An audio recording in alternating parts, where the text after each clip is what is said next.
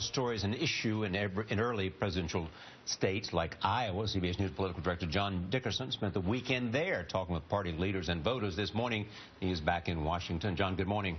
Good morning, Charlie. So why the silence, and how much is it hurting?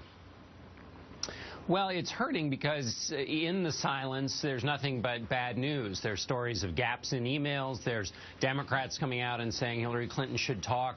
So just for the coming Hillary campaign, it's news that they don't have control over. And also it gets in the way of that campaign. Usually you try to put out fires before a campaign so you can have a clean launch. You don't set fires on the launch pad. And then finally, the news that is the original response from the Clinton spokespeople was that she complied with the spirit and the letter of the law at the time. Now reports have come out that neither the letter nor the spirit was followed. So there needs to be something to replace all of that bad news. So who's giving her advice to stay silent, and why is she staying silent? Well, I think the reason you stay silent in this case is that the thinking is that this story, once you get into a transparency fight, you can never be transparent enough.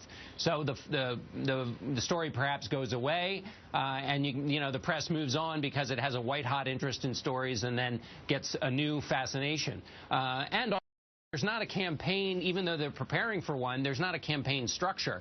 So it's unless she did a sit-down interview, or if she did a sit-down interview, you'd have to have a campaign structure behind it to field the stories that would then grow out of that. Senator Schumer said